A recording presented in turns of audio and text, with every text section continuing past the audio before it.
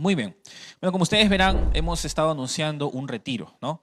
Y este es el momento de la enseñanza, pero esto tiene que ver mucho, la enseñanza de hoy, con el retiro que vamos a tener. Por esa razón es que lo estamos poniendo ahorita.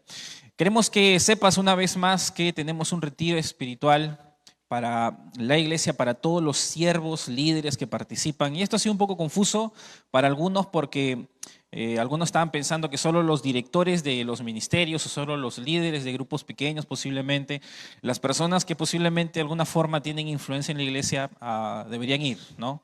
Y tienes que saber que lo que estamos buscando es que todos aquellos que participen en un ministerio puedan participar de este retiro y hagas todo lo posible de estar.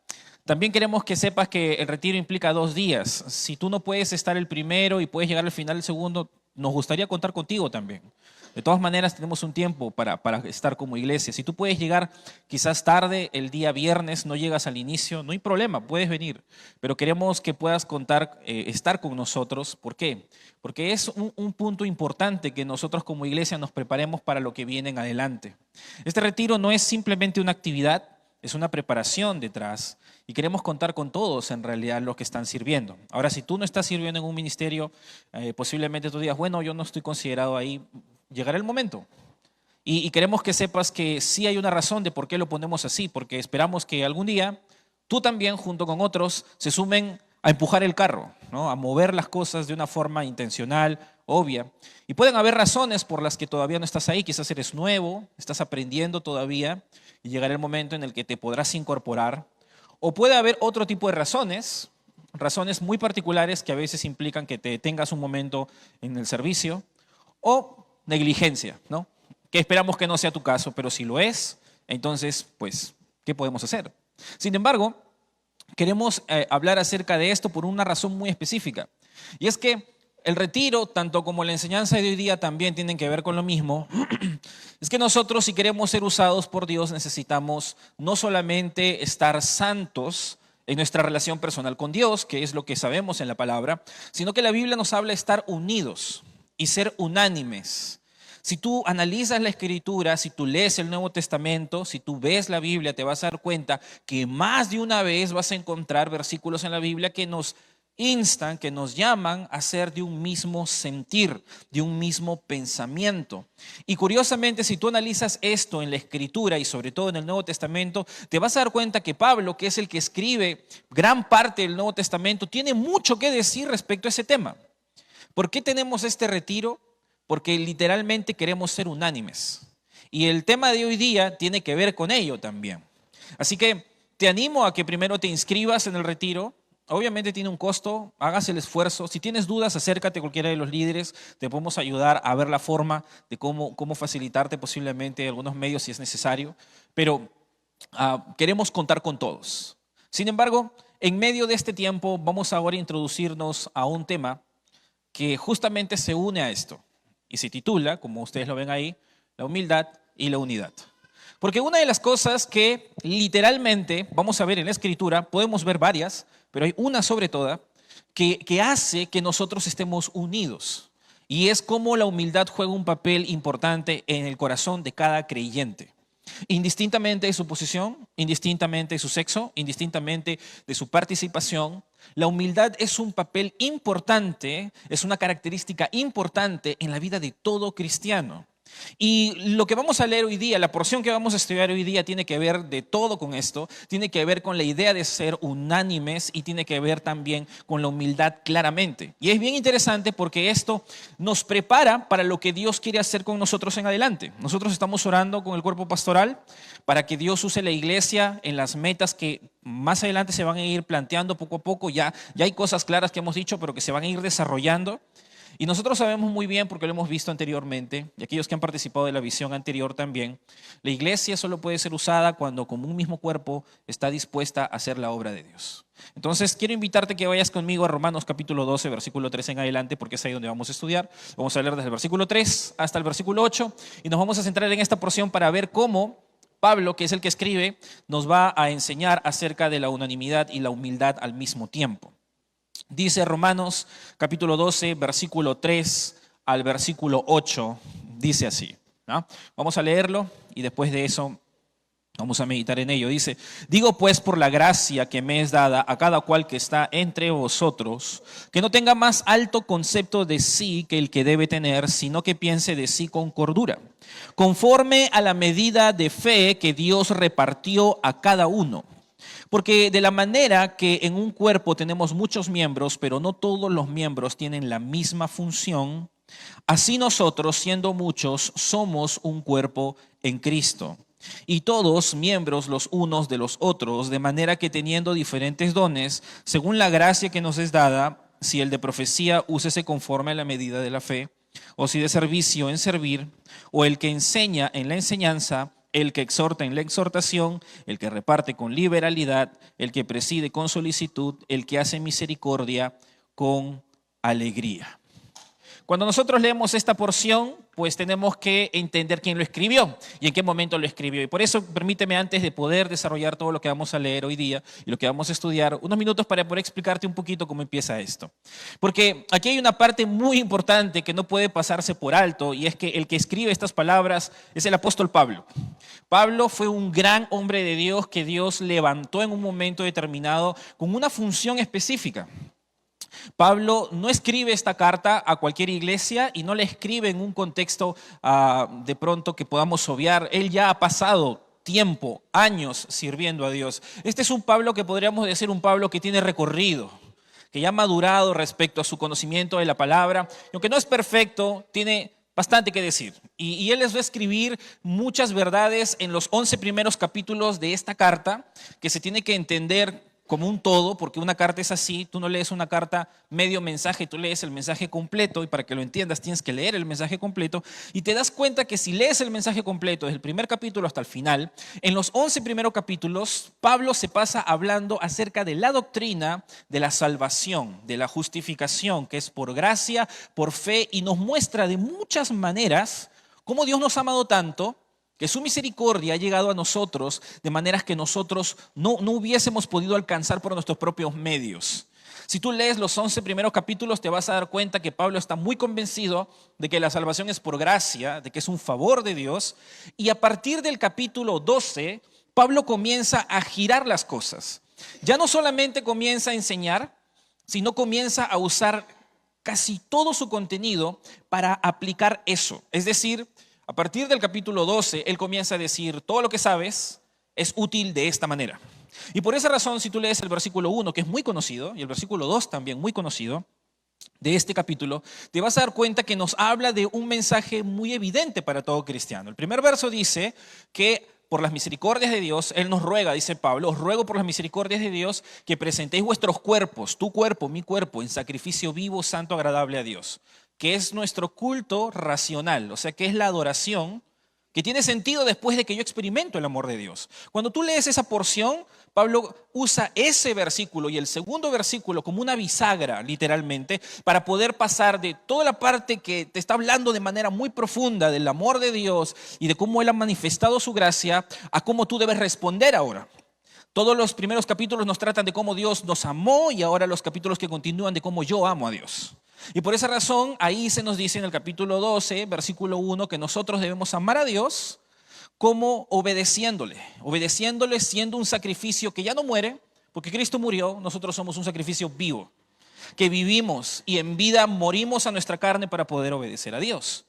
Y por lo tanto, si queremos vivir una vida de obediencia, que es una adoración que Dios espera, no lo hacemos solo con cánticos, como posiblemente de manera general podemos decirlo, sino con una vida de obediencia y de pasión por el reino de Dios. Y eso solo se puede hacer si yo entiendo cómo funciona la transformación en mí. Por eso está el versículo 2, que yo sé que tú en algún momento debes haber escuchado si ya tienes cierto tiempo en la iglesia. El versículo 2 dice, no os conforméis a este mundo, sino transformados por medio de la renovación de vuestro entendimiento, ¿no? En español, en simple castellano, podríamos decir ¿sabes? No imites al mundo, tú tienes que vivir de manera diferente, pero si quieres vivir de manera diferente, tu forma de pensar tiene que ser diferente. No puede ser como la del mundo, tiene que ser como la de Dios. Y si quieres cambiar tu forma de pensar, pues vas a tener que conocer la forma de pensar de Dios. Y si tú quieres hacer eso, te vas a dar cuenta que vas a tener que esforzarte, pero vas a lograr comprobar al final que lo que Dios ha diseñado es mucho mejor y mucho más pleno y satisfactorio que lo que el mundo tiene, ¿no? Por eso dice que la voluntad de Dios es buena, agradable y perfecta. Eso es lo que quiere dar a entender en ese versículo. Pero cuando tú entiendes eso, entonces tú pasas a lo que va a continuar y lo que acabamos de leer, versículo 3. Y es por eso que me quería tomar esos tiempos para que podamos entender que esta parte que estás leyendo es la primera forma en la que Pablo le intenta decir a la iglesia de manera puntual cómo es que esa vida de adoración debe verse. Y curiosamente este tema, que tiene que ver con la humildad y que tiene que ver con la unidad, no es un tema que está puesto al final. No es una cosa que deberíamos ponerla, y no nos olvidemos de esto, ¿no? Y vamos a generalizar las cosas. No, está en primer lugar en su lista. Y no es un tema que tú lo veas solo en esta carta. Tú vas a leer las cartas de Pablo y te vas a dar cuenta que la unidad, incluso la humildad, es uno de los primeros temas. Lo vas a ver en la carta de Efesios, lo vas a ver en la carta de Filipenses, lo vas a ver en la carta de Colosenses también. En diferentes escenarios vas a ver cómo estos temas juegan un papel importante y casi al inicio de las cartas, porque él sabe muy bien cómo repercute la falta de humildad en una iglesia y cómo la falta de unidad tiene repercusiones que a veces no se ven, pero que sí tienen consecuencias en el poder que ejerce esa iglesia. Y tú lo puedes ver alrededor de lo que él va a decir. Por esa razón, en el versículo que acabamos de leer, dice, digo pues, por la gracia que me es dada a cada cual que está entre vosotros. Lo primero que uno tiene que observar aquí es quién es el que está escribiendo, y ahora sí vamos a meternos en lo que Pablo tiene que decir. Pero lo interesante es que antes de que Pablo nos diga algo, ya nos está diciendo mucho. ¿Cómo es eso? Mira, en el versículo 3 dice, digo pues, por la gracia que me es dada a cada cual que está entre vosotros. Él todavía no ha dicho nada, pero él nos está intentando aclarar que él tiene algo que decir. Y si lo dice porque hay una gracia que él ha recibido. Un favor de Dios que él ha recibido. Si hasta este momento tú estás siguiéndome la línea, ¿sabes y entiendes qué cosa es gracia? Cuando nosotros analizamos la Escritura y vemos la Biblia, usamos diferentes palabras que son bíblicas, ¿no? Que tienen un concepto teológico, podríamos decirlo de esa manera, y a veces no siempre la entendemos como los escritores de la Biblia lo entienden. Pero la palabra gracia es una palabra que nosotros lo usamos mucho. Y en ese sentido, gracia se alude a esos favores, a esas bendiciones que los hombres tenemos y no las merecemos de parte de Dios. Tú has llegado aquí por gracia, ¿no? Tú te has despertado, has ido a tu baño, te has alistado, has salido, y cuando has venido aquí, ningún tráiler te ha atropellado. Tu vida no paró por un paro cardíaco. Posiblemente, si la gracia de Dios nos sigue acompañando, vamos a salir de aquí tranquilos. Mañana vas a ir a trabajar y tu trabajo va a seguir en el mismo lugar. Tú estás tranquilo si has dejado a un familiar en casa o en otro lugar y tienes la confianza de que vas a volver a verlo. ¿Por qué? Porque la gracia de Dios acompaña a esa persona y también te acompaña a ti. Tú tienes salud en este momento o posiblemente una porción de tu salud no está tan bien, pero eso es porque la gracia de Dios actuó de una medida muy particular en ti y en otro de una manera distinta, pero todo lo que tenemos es por gracia. Y Pablo está diciendo en este momento que hay una gracia que él ha recibido y por esa razón él se atreve a hablar. Y es importante mencionarlo porque Pablo no está diciendo esto por las puras, lo está diciendo con una intención casi como una indirecta, bien directa. Porque lo que Pablo va a decir es que él tiene una gracia que ha recibido y él no se está refiriendo a cualquier bendición. Él se está refiriendo a un don especial que él tiene y que nosotros no tenemos, y es ser apóstol. Pablo era un apóstol, no era solo un pastor, no era solo un obispo, no era solo un anciano, él era un apóstol. Y hay una diferencia entre un apóstol y un pastor o un obispo, si podríamos decirlo, porque el apóstol había sido comisionado para establecer las bases de la iglesia. Y Pablo en particular, a diferencia de los otros 12 que Jesús había levantado, tenía una labor específica de traernos la interpretación concreta de la Escritura para que la iglesia pueda comenzar a guardar los principios en adelante. Y Pablo lo tenía claro hasta ese momento, ya había pasado cierto tiempo. Y Pablo no usa su membrete de apóstol, él simplemente dice, yo tengo una gracia que ha llegado a mí y tengo algo que decirlos. En otras palabras, él está diciendo, yo no espero ser escuchado porque soy muy capaz, muy grande, sino espero ser escuchado porque Dios lo diseñó así. Pablo no se atreve a decir que él es muy capaz, tiene mucha experiencia, ha levantado muchas iglesias y por eso deberían escucharlo. Él no dice que es tan santo que por esa razón deberían oír su mensaje.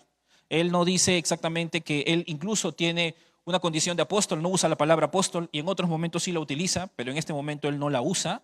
Porque exactamente lo que él quiere darnos a entender no es tanto que él tiene una posición, sino que él debe ser escuchado porque Dios le ha puesto en ese papel. Y es gracias a Dios que ha escogido un camino y es su voz para que la iglesia escuche un mensaje. Esto suena muy intrincado y quizás darle mucha vuelta a la cosa, pero en realidad Pablo lo está haciendo con una razón. Aquí Pablo se está saliendo de la escena, está poniendo a Dios y él simplemente es como un canal donde el mensaje está llegando, pero está poniendo a Dios en primer lugar.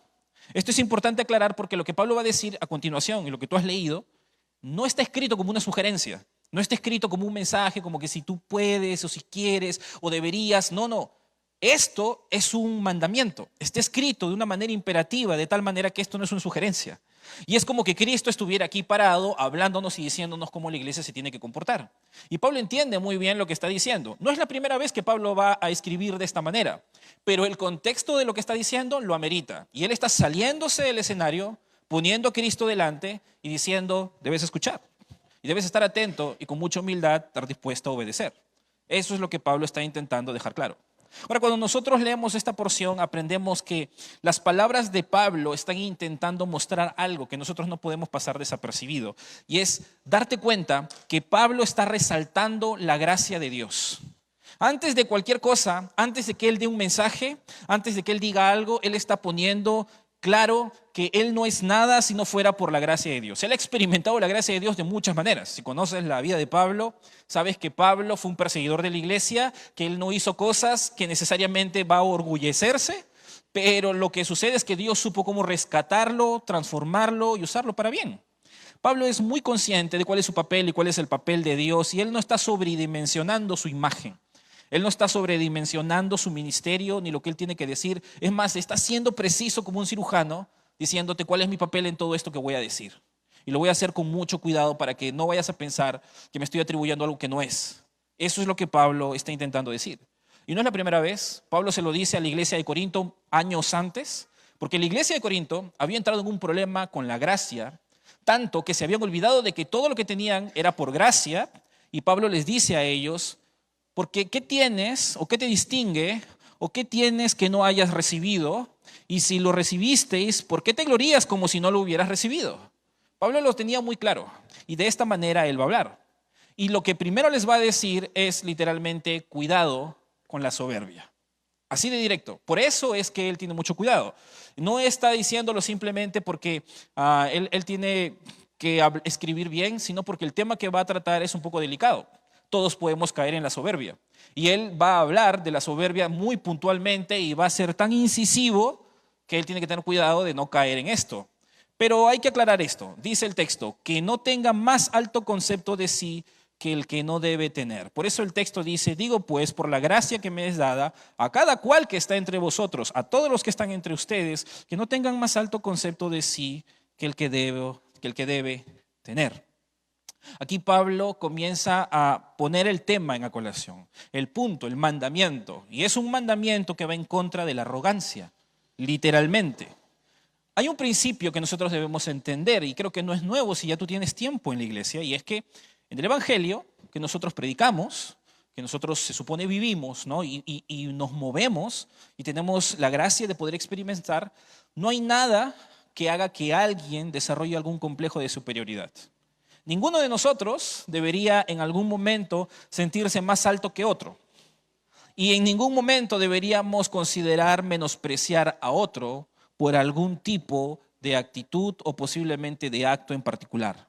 Recordemos lo que la Biblia nos enseña. Fuera de lo que Pablo va a decir, tú lees la carta de Santiago y en la carta de Santiago encuentras un texto que dice que Dios resiste a los soberbios, pero da gracia ¿a quiénes?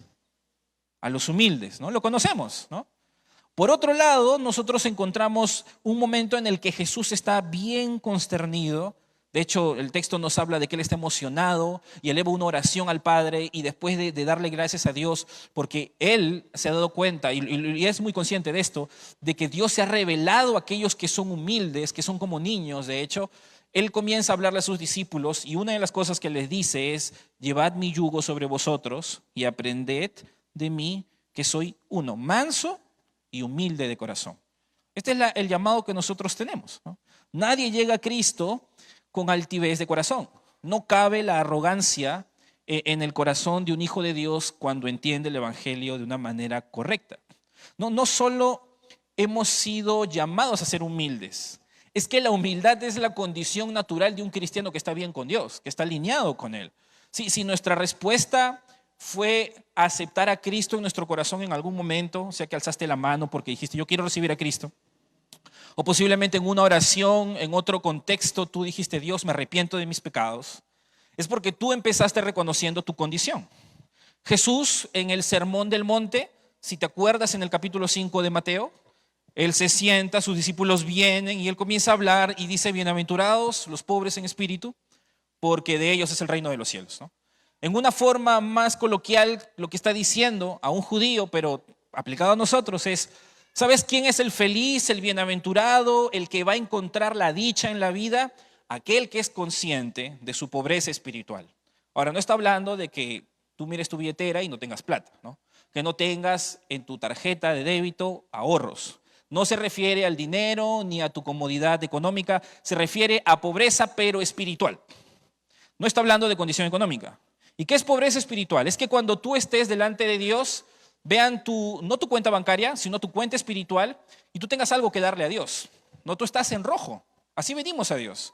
Sin capacidad para poder decirle a Dios, yo tengo algo que darte porque tengo esta capacidad para agradarte.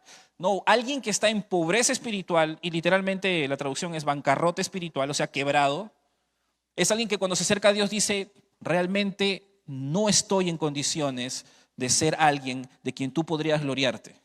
Estoy mal y necesito que me perdones. Qué curioso, Jesús dice, bienaventurado todo aquel que se acerca a Dios reconociendo que es incapaz de agradarle. Eso es lo que está diciendo. Estás en bancarrota espiritual, porque solamente ahí tú te das cuenta que necesitas a Cristo. Solo en ese momento tú te das cuenta que necesitas el verdadero camino a la vida, que es Cristo. Y por esa razón ese hombre o esa mujer es bienaventurado. Y eso se llama, en gran parte, humildad, reconocer tu condición. No es necesariamente sentirte la persona más baja, es saber exactamente en dónde estás. Ser humilde es eso. A veces nosotros hemos tildado la humildad como una característica en el momento que dices que eres humilde, ya dejaste de serlo. Y la Biblia en ningún momento dice eso. En ningún momento dice eso. Es una característica clara de Dios saber exactamente el perfecto estado de todas las cosas, pero lo que se le pide al hombre es ser consciente de dónde está, y en estos textos lo vamos a ver. Pablo nos dice de una forma específica que hay una contraposición entre la soberbia y la humildad, y es que el Hijo de Dios no solamente ha sido llamado a ser humilde, es que cuando está bien con Dios es humilde. Cuando entiende claramente su posición, cuando comprende la realidad de su vida y cómo se debería desenvolver, él debe reaccionar con humildad y no exagerar sus capacidades ni sus beneficios, porque cada una de las cosas que tiene, las tiene por la gracia de Dios. Y una vez más, si seguimos avanzando, te vas a dar cuenta que Pablo va a remarcar eso. Y por esa razón el texto continúa y no solamente dice esta parte que cada uno debe tener un concepto no más alto del que debe tener, sino que nos da lo que debemos hacer. Y es, sino que piense de sí con cordura, ¿no? Yo no debo tener un concepto más alto del que debo tener, sino debo pensar en mí mismo con cordura. Y esta porción nos debe ayudar a comprender exactamente lo que Pablo quiere decir. Cuando dice con cordura, nosotros podríamos entender esto de una mejor manera, como, voy a parafrasearlo de esta manera sí sería, de modo que si a alguien quiere considerarse a sí mismo, asegúrese de que la cordura le alcance para sacar su propia definición. Es decir, como que tu sensatez literalmente te permita estar seguro de que el concepto que tienes de ti mismo es el adecuado. No estás sobredimensionando lo que tú eres, ni lo que tú piensas, ni cómo tú te cotizas a ti mismo. Y esto es importante mencionar porque cuando hablamos de la arrogancia y cuando hablamos de la humildad, es justamente el desequilibrio de verme a mí como de alguna forma en particular yo me observo, los demás me observan. Cuando tú vas a la Biblia te vas a dar cuenta que esa arrogancia que muchas veces se toma en nuestro corazón, se levanta en nuestra mente, es lo que hace que muchas veces yo entre en conflicto. Pablo no está hablando de la arrogancia y no está hablando de la humildad en este punto, simplemente porque es un tema más, sino que él sabe muy bien que en el momento en que yo comienzo a cotizarme más alto, yo comienzo a sacar mal cálculo. Mira, ¿qué pasa cuando tú de pronto piensas que vas a recibir en el mes un monto de, por ejemplo, unos 4,000 soles? Pero a la hora de la hora, tú solamente recibes 2,000. Y si has hecho gastos de más, ¿te va a pasar factura o no? De hecho. Y por más probable es que entres en problemas. Te vas a tener que pedir prestado, quién sabe, o hacer un extra trabajo para llenar ese vacío que no has podido cubrir. Porque los gastos a veces pasan, ¿no? Y situaciones entran. Tú tienes un presupuesto y si por A o B eso no sucede, pues va a tener problemas. Esto suena fácil en el dinero, ¿no? Y definitivamente tendría consecuencias no tener esa cantidad de dinero porque hasta tus hijos no podrían comer o posiblemente tú mismo. Pero cuando tú ves esto en el corazón, la Biblia nos dice que la soberbia es una sobrecotización de quién eres tú. Y cuando tú comienzas a cotizarte muy alto, lo más probable es que te lances a hacer cosas o a pensar cosas o a actuar de cierta manera que realmente no es la correcta. No te cabe, no tiene que ver contigo posiblemente o no es algo que Dios espera de ti. Porque nos proyectamos, es lo normal, es lo que pasa con la soberbia. Comenzamos a cotizarnos muy alto y comenzamos a atrevernos a hacer algunas cosas que no caben nosotros hacer. Muchas veces la queja es fuente de o una evidencia de que yo me estoy cotizando muy alto. Muchas veces mi molestia, mi incomodidad exacerbada es que de alguna manera yo estoy pensando que yo no me merezco eso y por esa razón me ofendo tanto y por esa razón tengo el derecho de frenar aprecio, afecto a los que están a mi alrededor porque me estoy cotizando muy alto. Y Jesús y Pablo lo tenían muy bien claro, por esa razón es que esto es necesario demarcar. No pienses de ti mismo más allá de lo que debes. Esto comienza desde el principio de los tiempos. ¿Tú te has puesto a pensar realmente cómo funciona esto? Porque el orgullo se contrapone en esto literalmente desde el principio. El orgullo nos gobierna y literalmente nos hace hacer cosas no correctas, pero el Hijo de Dios, que es gobernado por el Espíritu Santo, comienza a pensar en sí mismo con cordura. ¿Quién le dijo a Eva? Piensa. ¿Quién le dijo a Eva que en un momento determinado ella podía ser como Dios? Tú me vas a decir, se lo dijo la serpiente. ¿No es cierto? Porque la serpiente le dijo, el día que comieres de ese fruto, serás como Dios, ¿no? Eso no te ha dicho Dios. Y en un sentido esto era cierto. Dios no le dijo que iba a ser como Él. Dios le dijo que el día que comas de ese fruto vas a morir. Y una de las cosas que entre Él, Dios y la Trinidad dijeron es que ellos van a ser como nosotros sabiendo el bien y el mal, pero en ningún momento a Eva se le dio la posibilidad de que si ella comiese o hiciera cualquier cosa, ella podría tener la grandeza, el esplendor de Dios, pero Satanás se lo pintó de otra manera. Y Eva cuando comenzó a calcular las cosas no lo calculó de esa manera. Satanás puso un taquito, pero Eva comenzó a sobredimensionar su imagen y dijo, posiblemente yo también puedo tener mi propio universo. ¿Quién sabe? No sabríamos cómo estábamos en la mente de Eva, pero hay algo aquí raro, ¿no? Hay una sobredimensión de sí misma intentando considerar que fuera de la autoridad de Dios y del orden de Dios y de cómo Dios planificó las cosas, ella podría encontrar un mejor camino.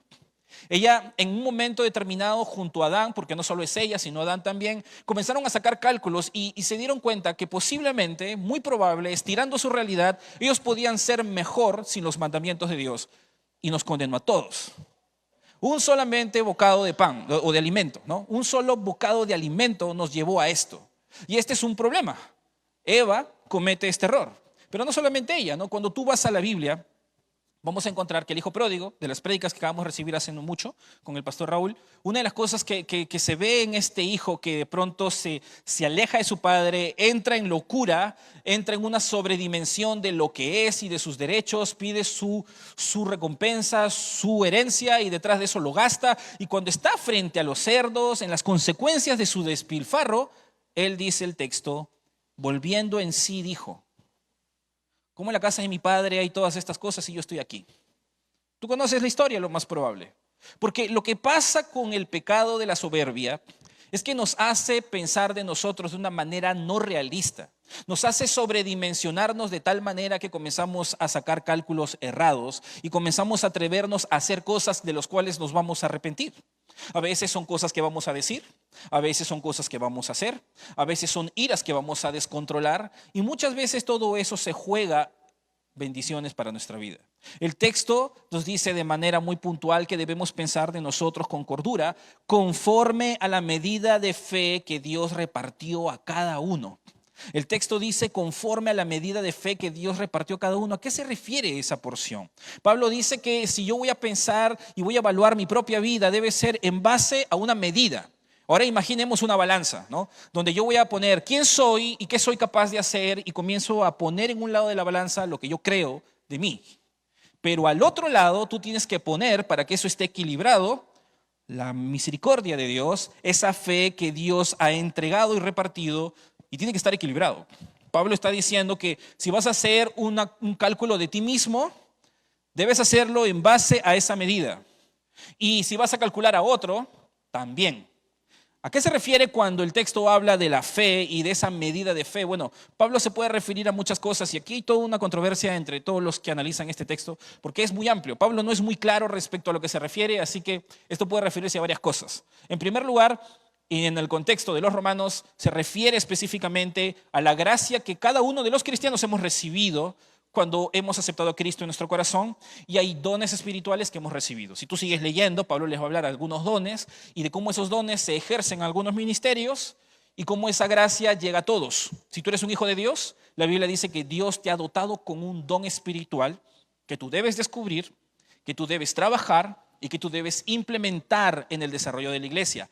Por eso tú deberías ir literalmente al retiro, porque estás en búsqueda de tu don y lo estás ejerciendo. Y dices, yo sé que te estoy dando, hermano, ahí si no vas a ir al retiro, ¿no?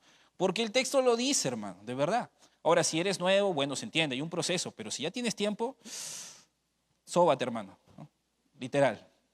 Porque así es, Dios no está esperando que te quedes sentado mirando cómo los demás sirven. Dios está esperando que realmente formes parte.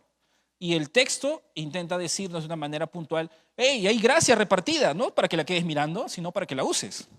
Tanto que algunos la usan y se comienzan a sobredimensionar porque están usándola y están haciéndolo con un corazón no correcto. El corazón de esto comienza ahí porque es el contexto en el que Pablo quiere hablar. En la iglesia de Corinto había habido un problema, muchos dones, de hecho la Biblia dice que tenían todos los dones en esa iglesia y algunos se habían comenzado a sobredimensionar porque tenían dones más sobrenaturales que otros y comenzaron a tener pleitos entre ellos, divisiones. Pues Pablo, ya conociendo esto, les habla a los de Roma y les comienza a enseñar que esto no debe pasar, y una de las cosas claras a la que apunta es a estos dones, pero no solo ahí. Porque esta fe que llega a nosotros no solamente se manifiesta de esta manera, sino que también se ve de la mano con responsabilidades. Porque estos dones de por sí espirituales, de por sí hacen que el cristiano se posicione, comience a asumir responsabilidades, se encomienden levantando las manos a personas para que hagan ciertas labores. Y esto sucede en nuestra iglesia también. Nosotros somos un organismo, pero somos una organización. Y aunque no hay jerarquía en nivel de valor, sí en nivel de responsabilidad. Y hay aquí en la iglesia hermanos que tienen responsabilidades, que tienen liderazgo por encima de otros, que son los que rinden cuentas y son los que tienen que asegurarse de que sus ministerios se muevan al ritmo que deben de moverse. Son los que han sido dotados con la autoridad y con la gracia de Dios para hacer el trabajo que tienen. Algunos están más arriba, otros están más abajo, y esa medida de fe que todos hemos recibido en un momento determinado nos posiciona también en diferentes niveles. Esa gracia, esa forma en la que Dios nos entrega bendición también está ahí. Y por esa razón, si vas a sacar el concepto de ti, asegúrate de considerar eso donde Dios te ha puesto y también donde Dios no te ha puesto, porque es por gracia. Y cuando estas cosas suceden, nosotros tenemos que ser humildes para poder trabajar esto. A veces, y yo lo he visto más de una vez, como hermanos están insatisfechos con el líder que tienen arriba. Eso no solo pasa en esta iglesia, hermano. Eso pasa en todas las iglesias, porque somos humanos y no somos perfectos y somos diferentes. No somos iguales. Algunos líderes, si estuvieran en esa posición y no estuviera el líder tal, harían las cosas de una manera muy distinta, porque somos distintos, porque tenemos otra crianza, otra formación y posiblemente otro plan que Dios tiene. Pero la realidad es que no lo sabes porque no estás ahí. Hay alguien ahí y Dios ha tenido un orden específico para que las cosas sucedan. La medida de gracia que Dios nos ha entregado está también ahí. Ahora, aparte de eso, hay una medida de fe que todos ejercemos también. Y esto tiene que ver ya no con la posición, ya no con el don, sino con la vida espiritual. Literalmente esto no lo podemos cuantificar, quizás solo Dios lo sabe, pero hay cristianos más devotos de Dios que otros. Y han experimentado la fe y siguen viviendo en fe con Dios en diferentes situaciones que posiblemente uno dice, pues si yo pasara esa prueba, yo no la paso, pero el hermano como el Señor lo ha metido ahí, ¿no? Y literalmente, porque así sucede. Tenemos diferentes medidas en ese sentido y la madurez de nuestra fe va creciendo y esa medida de fe debe ser considerada también. Ahora, hay algo igualitario en todos y es el Evangelio, y es que la medida de fe que nos unifica a todos es que todos creemos en el mismo Cristo, tenemos el mismo Espíritu, tenemos el mismo Dios, el mismo poder y la misma oportunidad de servir a Dios en diferentes lugares, pero tenemos parte en el mismo reino. Por esa razón, cuando el texto nos dice que nosotros debemos sacar un cálculo de nosotros, debe ser conforme a la medida de fe que Dios repartió a cada uno, de diferentes maneras o por igual en algunos aspectos.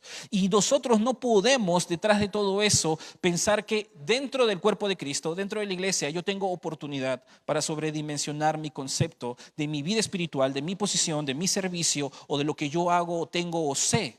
A la hora de la hora, todos hemos sido entregados por gracia. Y por esa razón, el mandamiento que nos entrega Pablo y que nos dice Cristo a través de él, de que no nos sobredimensionemos, es porque existe una realidad, una razón. Versículo 4 dice así: porque de la manera que en un cuerpo tenemos muchos miembros, pero no todos los miembros tienen la misma función, así nosotros, siendo muchos, somos un cuerpo en Cristo y todos miembros los unos de los otros. Todos miembros los unos de los otros. Mira, hay una ilustración que siempre hemos hablado, siempre hemos dicho de que somos un cuerpo en Cristo, ¿no? Pero tienes que saber un poquito acerca de esto. Esto es bien interesante porque la idea de esta ilustración no se la creó Pablo en realidad. El hecho de que somos un cuerpo es parte de la cultura griega. En aquel entonces, años atrás, no exactamente en los tiempos de Pablo, pero años atrás, el concepto de la sociedad, para formar una sociedad unánime, y esto viene desde antes de Roma todavía con los griegos, era que nosotros éramos un cuerpo. El concepto de los griegos respecto a la comunidad y la sociedad era que nosotros, al ser una comunidad social o política, debemos funcionar como un cuerpo donde cada ciudadano debería contribuir para que vaya bien. La colaboración de cada ciudadano era una función específica, o sea, había gente que se dedicaba a ciertas labores y otros a otra. Este era el concepto que se tenía. Y era contraproducente que los miembros de un mismo cuerpo o de una misma sociedad terminen peleados. Por esa razón, se crearon medios para que esto vaya en orden. Pablo toma esta imagen y de pronto nos la enseña, y es obvio para nosotros. Nosotros somos un cuerpo en Cristo.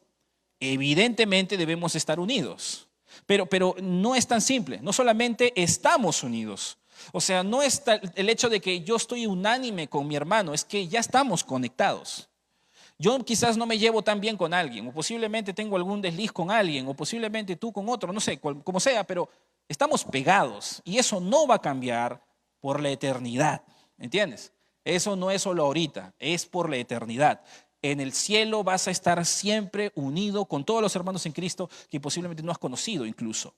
Tenemos una función específica. Cada uno de nosotros tiene una función particular. Ningún cristiano es independiente de los demás. Todos estamos correlacionados en dependencia mutua. Nadie puede representar todo el cuerpo uno solo, en conjunto, porque formamos partes. Ni siquiera un pastor, porque hay muchas iglesias. Entonces ni todos los pastores, no se puede. Solo Cristo, que es la cabeza, puede representarlo de esa manera. Ninguno está sobre el cuerpo y cada uno es particular. Esta es la parte que a mí más me agrada, porque cuando tú entiendes esto, lo que Pablo está intentando decirlos es que tú no necesitas ser como el otro, porque tú eres singular. ¿Has intentado olfatear con tu oreja? ¿De verdad? ¿Has intentado oler con tu oreja? Te vas a ensuciar, lo más probable, ¿no? No sé. ¿Has intentado hablar con tus ojos? Por más que parpadees, no va a sonar nada, ¿no? Porque eso no es para eso, ¿no? ¿Has intentado sacar el gusto con tu piel? Bueno, si no es con tu lengua, ¿no? Pero literalmente tú no tocas con tu piel y sabes a qué sabe, ¿no? No comemos con la mano. Todo tiene una función. Y la cuestión detrás de todo eso es que Dios nos creó de manera particular y singular a cada uno de nosotros. Tendremos 2 ojos, pero uno nos sirve para mirar más por aquí y el otro para allá, ¿no? Tenemos 2 oídos, pero cada uno tiene una función particular.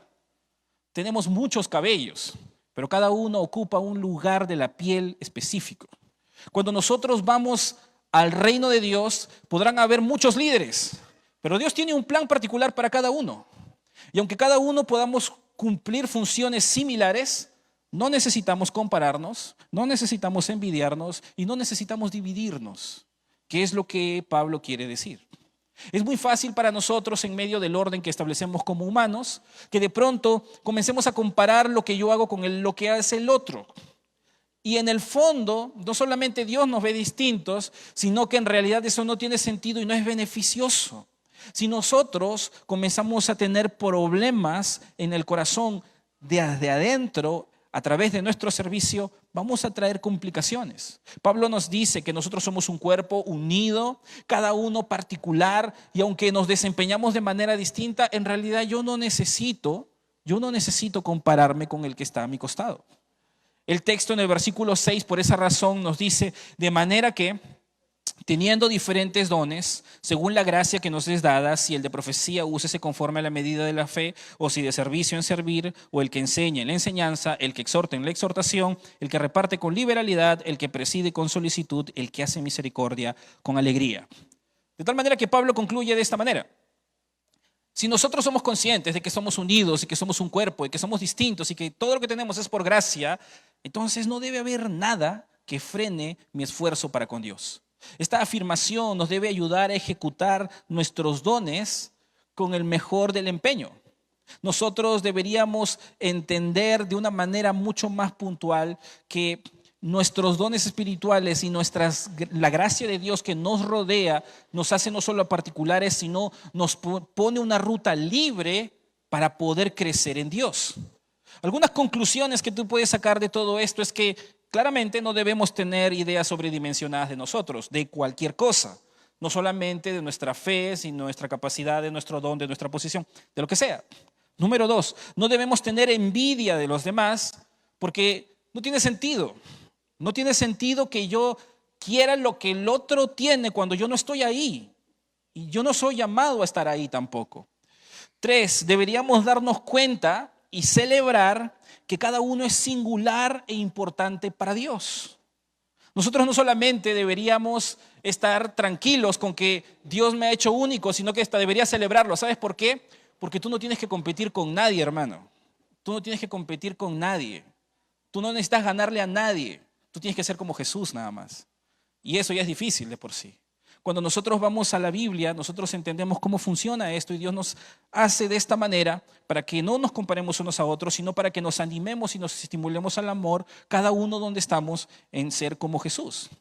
Deberíamos sentirnos felices y satisfechos, por lo tanto, con la posición que Dios nos ha repartido, el lugar donde Dios te ha dado, la gracia con la que tú has recibido en este cuerpo y en cómo te desenvuelves. Y con esa satisfacción y con esa felicidad, esforzarte lo mejor para Dios. Deberías ejercer, por lo tanto, tu don con toda la energía que tienes para Dios. Y por lo tanto, para finalizar aquí, deberías desarrollar contentamiento en tu vida. Aquí introducimos una palabra que literalmente no solamente es necesaria para la vida cristiana, sino que abarca todas las áreas de nuestra vida cristiana. Pablo está hablando de cómo la humildad juega un papel en la unidad, pero eso solamente sucede cuando tú desarrollas contentamiento en tu propia vida de servicio. Pero sabes, el contentamiento es mucho más amplio. El contentamiento como tal significa satisfacción. Es decir, tú estás satisfecho como estás. Y si tú no estás satisfecho como estás o como tienes, ¿la culpa la tiene Dios? Pregúntate. ¿Tú no estás satisfecho por la posición que tienes? ¿La culpa la tiene Dios? ¿O es que de pronto Dios no ha abierto esa oportunidad por algún motivo, por alguna razón? ¿Hay una cola que pisar detrás? Porque de alguna forma, casi siempre en nuestras insatisfacciones nos vamos a dar cuenta que hay responsabilidad nuestra detrás. Cuando nosotros vamos a la Biblia, el contentamiento es una responsabilidad del cristiano en todas las áreas de su vida. El contentamiento es lo único, literalmente, que termina de capacitarnos para servir a Dios y esperar lo que continúa, es decir, ser promovidos. El contentamiento es lo que hace que un hijo de Dios no solamente vea el obrar de Dios, sino vea el siguiente paso. Y el mejor ejemplo es la vida de José. Tú has visto en el Antiguo Testamento la vida de José. José tenía todas las razones para quejarse. José tenía todas las razones para tirar la toalla y abandonarlo. José empezó 3 veces desde cero. Él no escogió la familia que iba a tener, no escogió ser uno de los últimos y que todos sus hermanos lo odien y que lo terminan de vender y que detrás de eso tenga que rehacer su vida, y cuando la rehace una mujer prácticamente con tretas destruye todo lo que tenía porque no le dio lo que quiso y terminó en la cárcel. Pero después de la cárcel, incluso cuando tuvo la oportunidad de salir, se olvidaron de él por 2 años. Y después de eso, de recién llegó donde Dios le había pedido. Pero tú en ningún momento ves una queja. Tú en ningún momento ves en la vida de José que él agarró y dijo, no, voy a vagar por unos 5 años y después me pondré a bien con Dios. No, él siempre fue diligente. Él fue no solamente alguien diligente con su trabajo, sino en el temor de Dios. Lo ves con esta mujer de Potifar. Y tú ves algo en la vida de José. Dios siempre lo promovió y lo promovió, hasta el punto de que llegó donde debería llegar. José no era un hombre perfecto, él también pecó. La Biblia no dice que era un ángel, él pecó, pero fue alguien que tenía un corazón correcto con Dios y Dios se encargó de ir hasta donde él tenía que llegar y usarlo como ejemplo para nosotros. Dios lo promovió. Cuando yo no tengo contentamiento, lo primero que hago es quejarme. Es lo normal. Me incomoda. Después de la queja, comienzo a compararme. Porque ya no solamente mi situación, sino que yo debería tener lo que el otro tiene. Y si el otro no tiene, a mí también me ofende porque yo tengo una oportunidad que no tengo y él la tiene, no la aprovecha. Y comienzo a compararme. Y si eso va más allá, yo comienzo a juzgar a mi hermano. Ya no solamente la insatisfacción se queda en mí, con quejas sobre mí, sino comienza a ir sobre otros. Y detrás de eso yo me estanco. Porque aunque no me doy cuenta, me quedo en el mismo lugar. Y por último, pongo en evidencia que Cristo no es suficiente para mí. En el momento en que yo comienzo a quejarme, y esto se ve en muchas áreas de mi vida, yo comienzo a poner eso.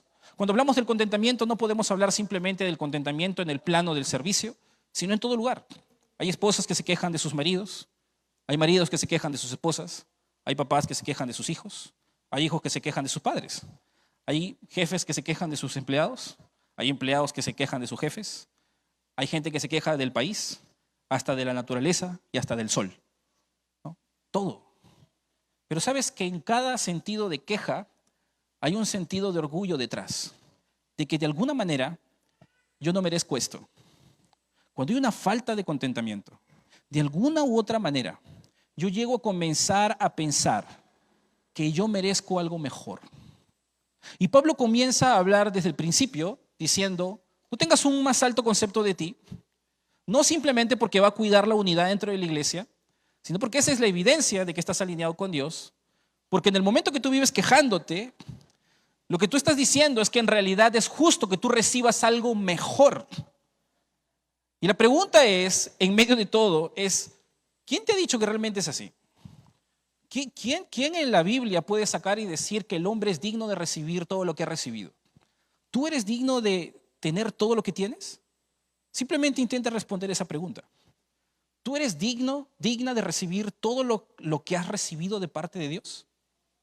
¿No has tenido mucho? ¿No hay gente que tiene menos que tú? Mira tu cuerpo, mira tu salud, tu familia, hasta tu iglesia. Tú sabes muy bien que todo lo que hemos recibido es por gracia. Y en el momento en que nosotros comenzamos a quejarnos y a hablar más, lo que estamos poniendo en evidencia es que yo merezco más. Y en el fondo, cuando yo me quejo incluso con Dios, yo le estoy diciendo a Dios, Cristo no es suficiente. Yo quiero eso que Él tiene, que ella tiene, que otros tienen y que yo no tengo. ¿Y qué tal si la voluntad de Dios es para ti que nunca lo tengas? ¿Te imaginas? ¿Por eso Dios es malo? ¿Porque no te lo dio? Cualquiera que sea lo que estás pidiendo. Sí, porque yo sí debería experimentar. ¿Quién te ha dicho? Y si no hubiese sido tú, sino otro espermatozoide. Tienes vida por gracia y por misericordia. Y a la hora de la hora, todo lo que tenemos es por esa gracia de Dios. Cuando yo comienzo a pensar más de mí, yo comienzo a atreverme a hacer cosas que no debería. Mi actitud correcta en medio de esas situaciones es confiar en Dios. Es dejar a Él que Él opere y hacer mi parte. Y detrás de eso, controlar esos impulsos que naturalmente me llevan a sobredimensionarme. Frenar mi lengua, frenar mis pensamientos y actuar como Dios espera. La gracia de Dios es la que nos sostiene, es la que nos ha abierto puertas y es la que trae satisfacción. Ahora, si tú nos estás visitando, y esto por ahí como que tiene que ver contigo, pero tú dices, pero yo no tengo mucho de qué satisfacerme en mi vida, tienes que saber algo. Lo único que trae satisfacción plena en esta tierra es Cristo en tu vida. Y si tú no lo tienes y piensas que eres feliz, tú no sabes qué es estar satisfecho. Te lo puedo asegurar.